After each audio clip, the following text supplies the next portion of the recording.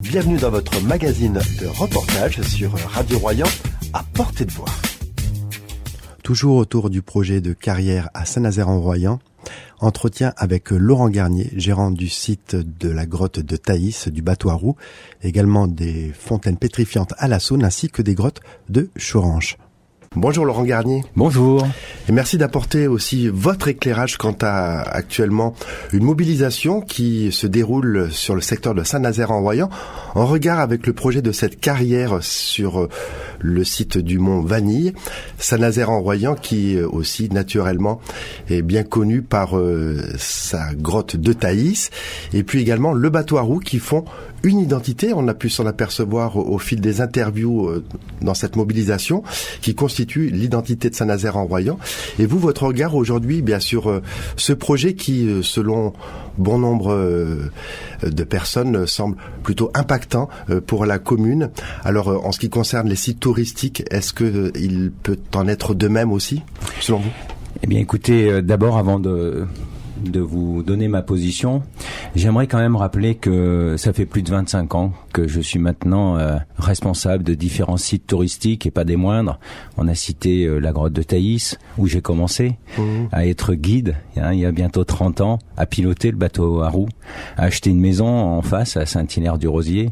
Je suis gestionnaire des grottes de Choranche. On a la chance d'accueillir sur l'ensemble de nos 4 sites, puisqu'on a aussi le jardin des fontaines pétrifiantes, qui a un label jardin remarquable.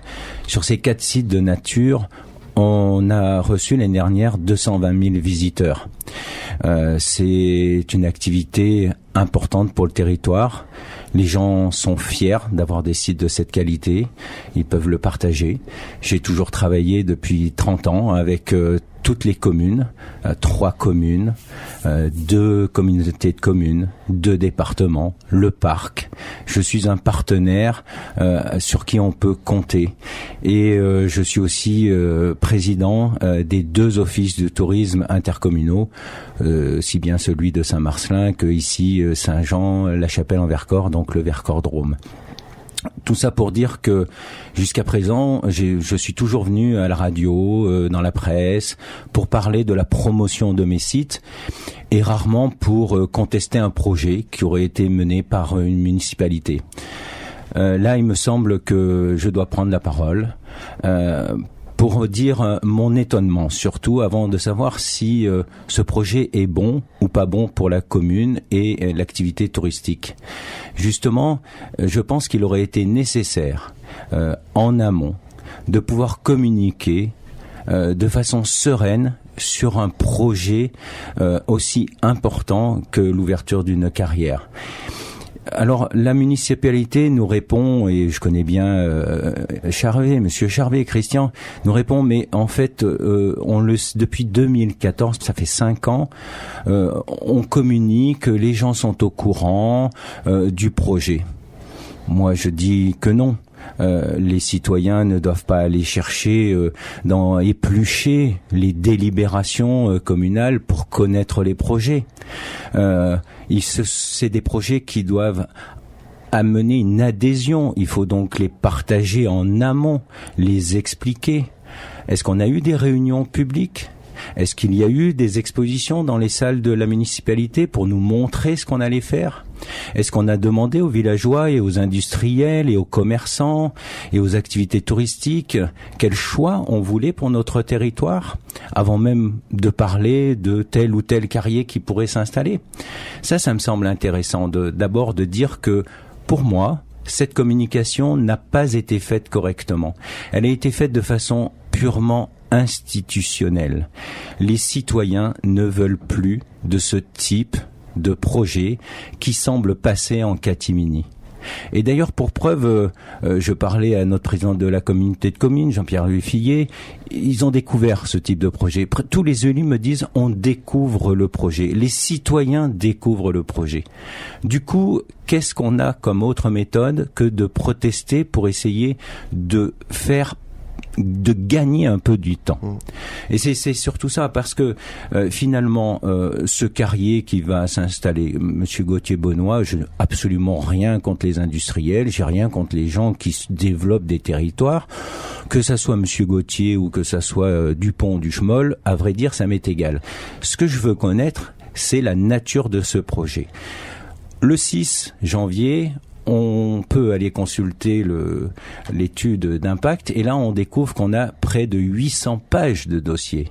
800 pages de dossiers écrits par des spécialistes, par des gens qui ont des moyens, qui ont étudié le dossier depuis longtemps. Comment voulez-vous que de simples citoyens puissent rapidement prendre connaissance d'un tel dossier, trouver des arguments de poids, pas juste j'aime ou j'aime pas, ça va peut-être faire un peu de bruit ou un peu de poussière, non, des éléments factuels, des faits contradictoires qui vont permettre de pouvoir aller comprendre ce dossier et le contrer. Eh ben, on ne peut pas. On est déjà le 20, et moi-même qui ai un petit peu alerté des instances, des amis, etc., des géologues, c'est déjà compliqué pour des sociétés comme les nôtres. Donc imaginez un citoyen.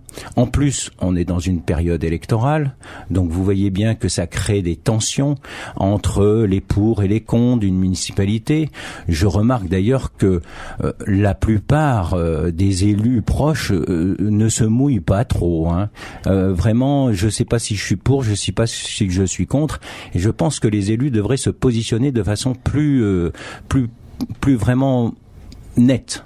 Et je remercie d'ailleurs la commune de Saint-Hilaire-du-Rosier qui s'est positionnée. Je pense que la communauté de communes de Saint-Marcellin-Isère que j'ai sollicitée va aussi certainement se positionner. J'espère que sur notre territoire aussi. Pour revenir au projet plus net de cette carrière. D'abord, quand je parle de communication, justement, je m'aperçois que j'étais finalement au courant. Puisqu'il y a un an à peu près, Monsieur le maire m'a dit Laurent, où va la grotte de Thaïs? Dans quelle direction? Parce qu'on voudrait peut-être ouvrir une carrière. C'est peut-être pas une très bonne idée d'ouvrir une carrière. Où ça? Au four à chaud. Si proche, enfin c'est dommage. Et là, il me dit, non, mais c'est au brise-roche, on enlèvera quelques cailloux, c'est de bonne qualité, c'est de la pierre intéressante, etc. Écoutez, s'il faut pouvoir extraire quelques pierres pour réaménager nos sites pittoresques, etc., pourquoi pas? Mais je n'avais aucune idée que cette carrière allait avoir cette ampleur. On parle quand même d'1 million de mètres cubes. Donc c'est pas des petits trous, hein. Sur le caractère d'impact et du paysage. D'abord, je voudrais rappeler que, comme vous l'avez dit, Patrice, les gens du territoire sont attachés à notre village. Il y a ce caractère pittoresque. Vous savez qu'une des premières lois de protection de la nature, elle a été faite notamment par Martel pour protéger les eaux souterraines, pour éviter que les paysans d'autrefois jettent les cadavres dans les gouffres. Et ensuite, ça a été une loi sur les sites classés. Les sites classés, il n'y avait pas de grands savants, hein, il n'y avait pas d'études d'impact. Les gens étaient assez sensés pour arriver et voir qu'il y avait quelque chose d'intéressant. Et ils classaient pour des sites pittoresques. Ah, qu'est-ce que c'est que le pittoresque? Eh bien, le pittoresque, c'est quand vous circulez sur la nationale entre Valence et Grenoble, à un moment donné, vos yeux s'arrêtent sur des paysages qui vous laissent pontois et qui vous laissent c'est dire, mais il se passe quelque chose ici. Eh bien, au détour de Vanille, quand on passe le petit virage et qu'on découvre le lac, qu'on découvre l'aqueduc, qu'on découvre les falaises derrière, on a cette sensation de pittoresque. Et quand en plus vous avez le bateau à roues qui fait sa petite corne, eh bien là vous avez le sentiment qu'en effet il se passe quelque chose où il y a des gens qui vivent et qui ont l'air de vivre sur un territoire qui a l'air d'être accueillant. Donc ça c'est quand même un phénomène qu'il faut quand même expliquer. Est-ce qu'une carrière va favoriser ce type de développement? Est-ce qu'il va amener un bien-être ou est-ce qu'il va amener une nuisance? Alors pour moi, une carrière, c'est pas synonyme quand même de bien-être. j'ai pas spécialement envie d'aller mettre mon petit pique-nique, sortir ma petite couverture, randonner, me baigner à côté d'une carrière, même si elle est certainement bien faite, bien traitée et bien étudiée. Puisque on a bien vu qu'il y avait une étude de près de 800 pages, une étude d'impact. Étude d'impact. C'est bien qu'il y a un impact sur qui ? Un impact sur les espèces, sur la biodiversité, sur la qualité de l'eau, que je discuterai d'ailleurs parce que il y a vraiment un raccourci très vite sur la grotte de Thaïs, mais il y a un impact aussi sur la vie humaine, sur un choix de société. Est-ce que je veux développer le village autour du tourisme, de l'accueil ? Est-ce que je veux développer le village autour, par exemple, on parle du village en bien en quoi ? On parle en bien de la crêperie, par exemple. Depuis quelques années que cette crêperie s'est installée, il y a un très fort renom qui s'est mis autour de cette crêperie. L'aqueduc, la visite de l'aqueduc, la visite de la grotte de Thaïs.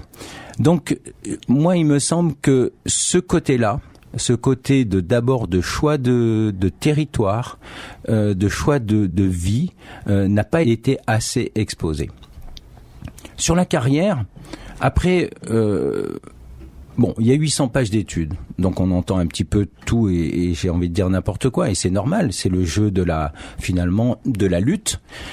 Mais avant d'être exploitant de sites naturels, j'ai passé un diplôme qui s'appelle le CPT, le certificat de préposé au tir. Je suis artificier, j'ai fait des stages en carrière, j'ai pas beaucoup travaillé en carrière, mais je connais le maniement des explosifs. Et notamment, c'est très utile puisque vous savez aussi que je suis spéléologue et que, à ce titre, je fais partie de l'équipe du spéléo secours et que j'utilise l'explosif pour élargir les petits passages quand il y a un blessé. Donc, l'explosif est aussi utile. Mais l'explosif, c'est pas anodin. L'explosif, c'est aussi des produits chimiques. C'est du nitrate fuel la plupart du temps.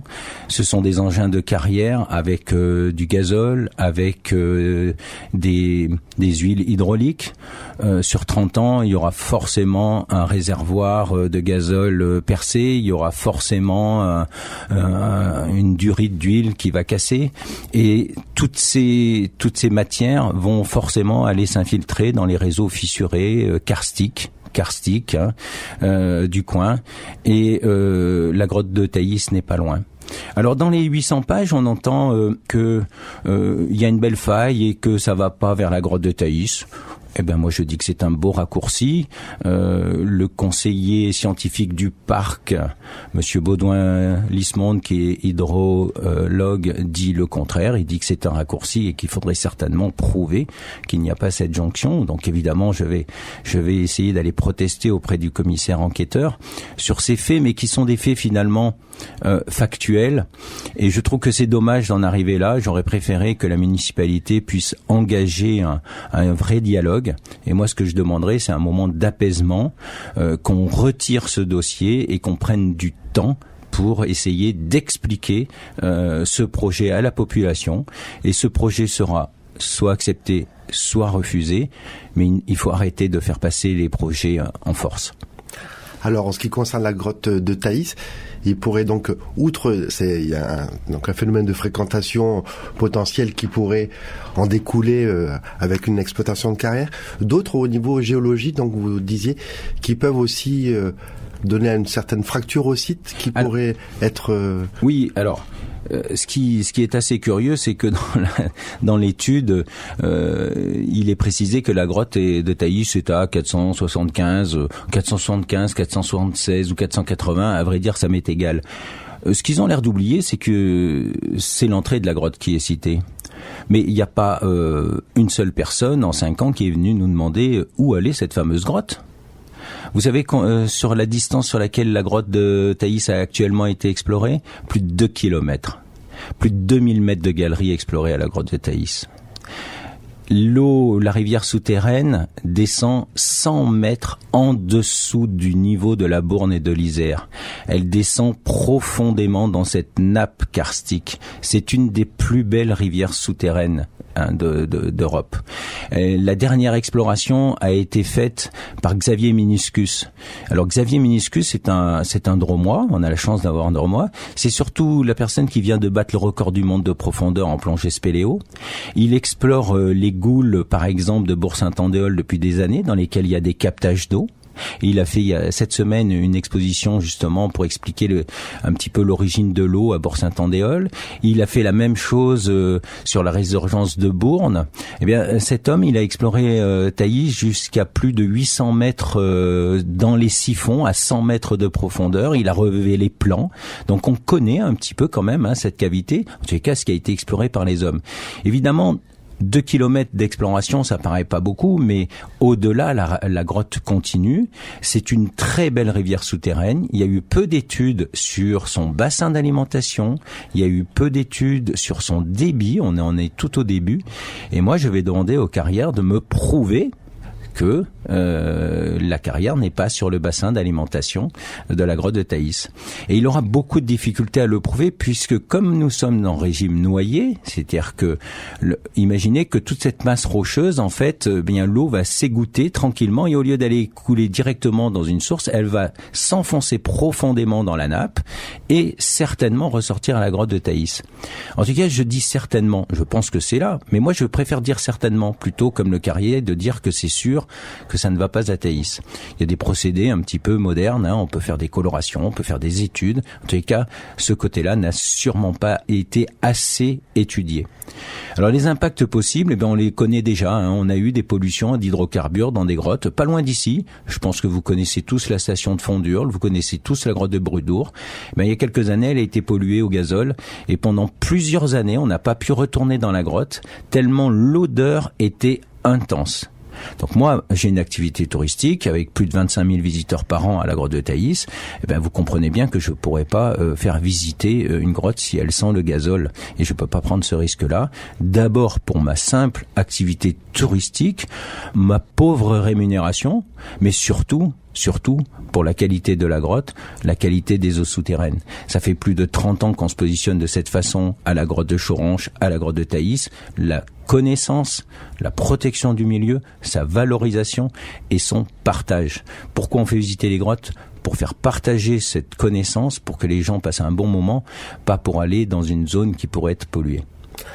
Alors, c'est dans la chronologie aussi bien une date butoir, le terme de l'enquête d'utilité publique qui arrive le 6 février. Alors, selon vous, quel serait le meilleur plan d'action ? Demander un report de cette date qui finalise ce pré-projet ? Alors, oui, peut-être demander d'abord que chacun se mobilise, je pense, dans le calme, dans la sérénité, de façon à ce que le comité enquêteur se rende compte qu'il y a un véritable émoi sur notre territoire, qu'il y ait ensuite, en effet, peut-être une prolongation de cette enquête, mais surtout, je pense que la clé est tenue maintenant par la municipalité, qui peut décider d'avoir un moratoire.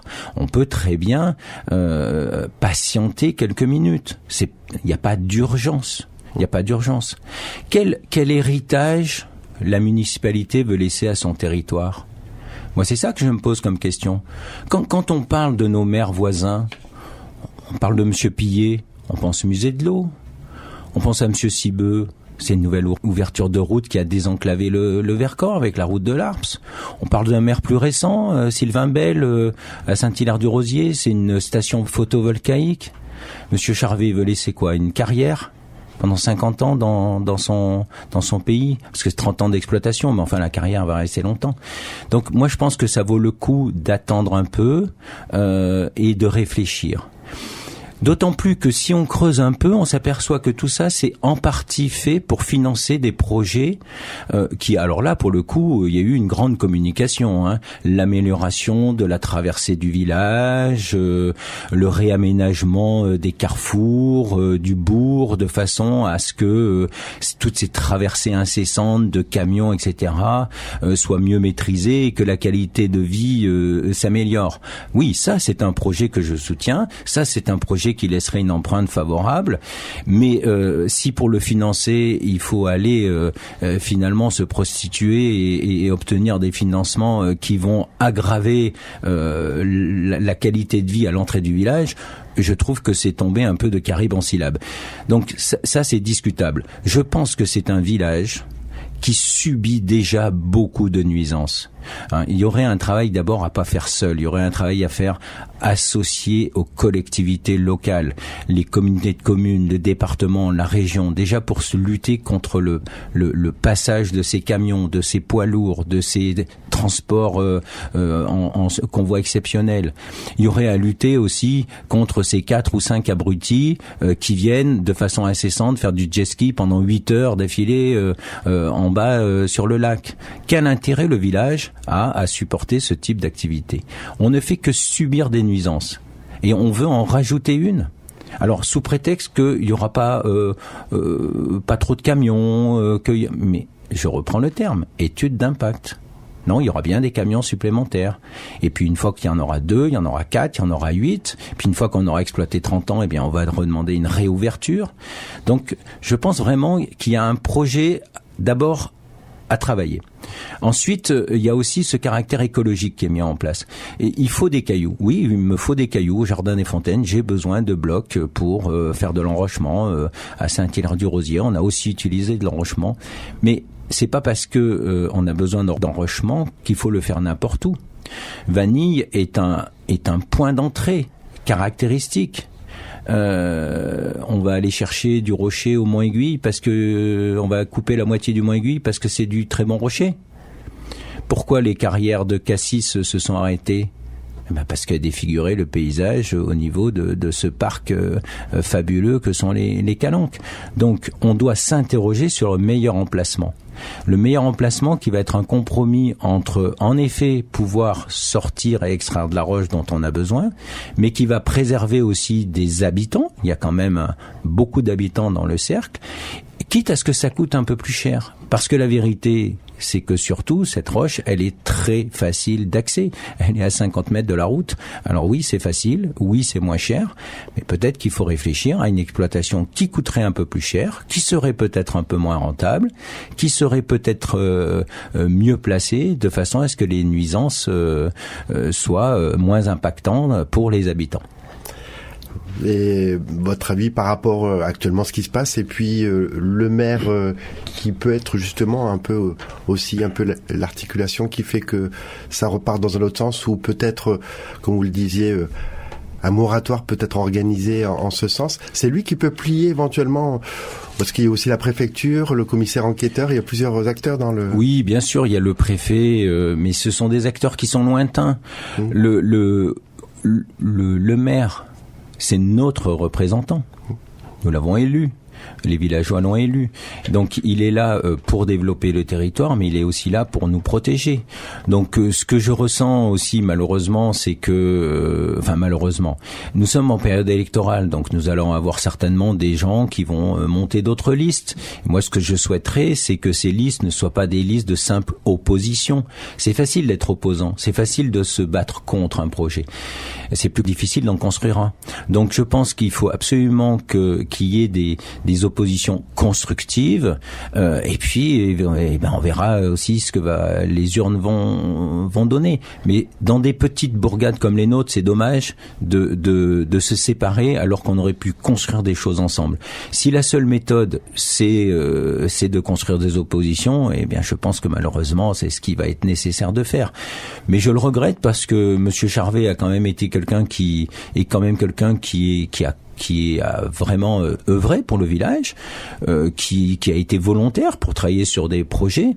Et donc, moi, ce que je lui demande, c'est de peut-être, avec son conseil municipal, de réellement se reposer la question de cette urgence, et est-ce qu'un moratoire ne serait pas la bienvenue? D'autant plus qu'on sait que dans son conseil, il y a une partie des gens qui sont pas forcément très favorables et qui sont un petit peu en porte-à-faux avec leurs idées sur cette carrière. Alors votre pression aussi par rapport aux institutions locales, aussi aux intercommunalités, puisqu'il y a également 6 autres villages qui sont concernés. Saint-Hilaire-du-Rosier donc a émis son avis plutôt négatif, mais les autres aussi restent à se positionner. Et puis on est en période aussi électorale, ce qui fait qu'il y a un certain devoir de réserve de la part des élus. C'est pas si facile.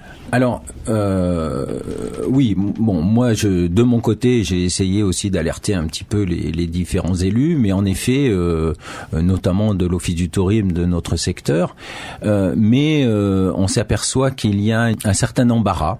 Il n'y a pas de, il y a une parce que justement, on est en période électorale, qu'on veut pas forcément se positionner contre une commune voisine, donc ils sont très embêtés et ils sont aussi extrêmement surpris de ne pas avoir été réellement avertis. C'est ce que je disais. Oui, le projet a été mis à la connaissance de tous par le biais de délibérations écrites, envoyées en préfecture, en bonne et due forme, mais c'est pas ça de l'information. Donc les élus sont en effet surpris. Certains ont souri parce qu'ils se disent l'ennui d'un maire va peut-être me favoriser. Enfin, c'est un jeu un petit peu de dupe et d'élection, et c'est un petit peu dommage. Je pense que c'est des projets qui auraient dû être traités à une échelle supérieure de la communauté de communes, notamment pour peut-être mieux répartir et mieux s'entourer de conseils, et que ça soit un projet de territoire. Moi, je reviens à cette notion de on vit sur un pays. Saint-Hilaire-du-Rosier, c'est la commune d'Iséroise. De l'autre côté, c'est les Dromois. Non, on est des citoyens. On est tous dans le même panier. On vit sur un même ensemble. Et il faut dépasser maintenant ces clivages et ces rigueurs administratives derrière lesquelles la commune de Saint-Nazaire s'est bien cachée. Ce qui fait qu'effectivement, ce bassin de vie, comme vous le présentez, ça fédère peut-être aussi les acteurs autour pour le défendre, qu'il s'agisse de telle commune ou telle intercommunalité. Il y a quelque chose aussi qui fait peut-être aussi sens dans tout ça pour se mobiliser. Alors, c'est finalement peut-être ce que je souhaiterais, c'est de se dire, tiens, nous sommes dans un territoire où les gens sont capables de réagir, d'agir, de se mobiliser, que ce soit pour la culture, pour la protection de la nature, le cadre de vie, etc. Donc oui, si ça fait naître des associations qui peuvent permettre d'agir et de prendre ce côté citoyen finalement, oui, ça sera une bonne chose. Encore faut-il que ce projet soit retoqué en tous les cas. Pour terminer, votre préconisation, on le rappelle donc, gagner un petit peu du temps, c'est ça ? Alors, gagner du temps, mais pour obtenir un résultat, et puis demander à la municipalité un petit peu plus de sérénité, de temps, et pas avoir peur. C'est pas une reculade que de mettre un petit moment, un temps d'arrêt à un projet. Bien, merci Laurent Garnier. Je rappelle que vous êtes directeur des sites, où gérez les sites Grotte de Thaïs, Bateau à Roues, Grotte de Chouranche également, et puis la Saône avec le jardin des fontaines pétrifiantes, non loin de là, pour ce projet impactant. On le rappelle aussi, 3,5 km autour de Vanille, c'est pas simplement Saint-Nazaire, c'est plus largement autour. Mais oui, c'est bien plus large que ça, parce que là, j'ai pas évoqué par exemple le véloroute. Le véloroute, la voie 63, ces grandes voies de pistes cyclables qui traversent l'Europe. Donc, elles passent au pied du Mont Vanille. On va avoir des gens qui vont venir de Hollande et qui vont partir en Espagne ou etc. Enfin, des voyageurs, des itinérances, etc. Et ces gens, je pense pas qu'on va leur amener une image fabuleuse de notre secteur avec une carrière sur le Mont Vanille. Merci et à suivre.